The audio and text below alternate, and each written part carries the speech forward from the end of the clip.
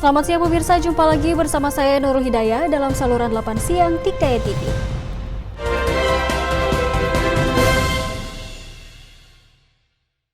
Kita masuk ke berita pertama. Polri mengungkap sebanyak 125 napi asimilasi corona kembali melakukan tindak kejahatan seusai dibebaskan. Jumlah ini bertambah dari 109 orang yang dilaporkan pada Kamis 14 Mei 2020 lalu. Masalah kedua adalah tentang jumlah kejahatan yang dilakukan oleh napi asimilasi. Berdasarkan data Baris Krim Polri, sampai dengan hari ini terdapat 125 napi asimilasi yang kembali melakukan kejahatan atau tindak pidana yang telah dan diproses kembali oleh Polri.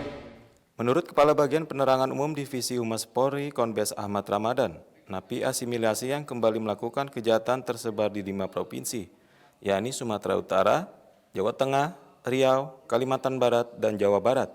Ahmad mengatakan kejahatan yang dilakukan yaitu pencurian, penyalahgunaan narkoba, hingga pembunuhan. Pada Kamis 14 Mei 2020 lalu, Mabes Polri mengakui terdapat 109 narapidana yang dilaporkan karena kembali berulang melakukan tindak pidana setelah dibebaskan melalui program asimilasi dan integrasi berkenaan dengan virus COVID-19.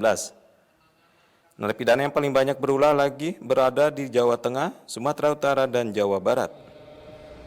Upaya yang dilakukan oleh terkait dengan kasus penusukan dan penyanderaan AKBP Suhendri selaku Kapolsek Pelepat bersama tim saat melakukan razia peti penambangan emas tanpa izin.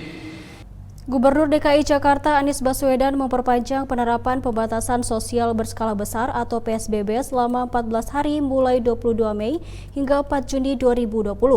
Menurut Anies, perpanjangan PSBB dipilih agar penyebaran virus corona di ibu kota dapat terus ditekan. DKI Jakarta telah mengambil kebijakan PSBB. Kita mulai pada tanggal 10 April tahun 2020 dan PSBB-nya sudah diperpanjang dan akan berakhir pada tanggal 21 Mei yang akan datang. Itu hari lagi PSBB perpanjangan telah selesai. Anies Baswedan mengatakan DKI Jakarta dapat keluar dari fase pembatasan sosial berskala besar apabila masyarakat disiplin menerapkan protokol kesehatan selama 2 pekan ke depan. Dalam masa perpanjangan pembatasan sosial berskala besar tahap ketiga, Anies berharap semua pihak ikut membantu dalam mengendalikan penyebaran virus corona. Anies menghimbau warga ibu kota tetap di rumah dan tidak mudik pada Lebaran tahun ini sehingga dapat memutus rantai penularan penyakit COVID-19. Soal COVID ini tidak bisa selesai sendiri, harus kerjakan sama-sama.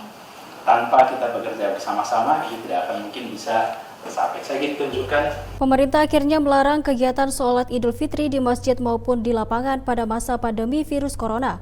Larangan ini diputuskan setelah rapat terbatas mengenai persiapan Idul Fitri 1441 Hijriah Selasa kemarin. Kegiatan keagamaan yang sifatnya masif seperti sholat berjamaah di masjid atau sholat Id di lapangan itu termasuk kegiatan yang dilarang oleh Peraturan Menteri Kesehatan Nomor 9 Tahun 2020, yaitu tentang pembatasan sosial berskala besar.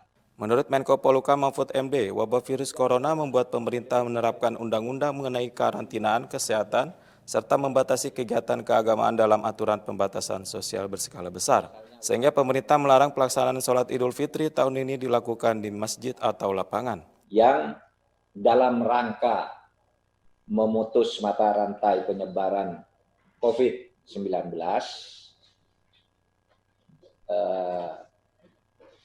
kegiatan keagamaan yang masif, yang menimbulkan, menghadirkan kumpulan orang banyak, itu termasuk yang dilarang, termasuk yang dibatasi.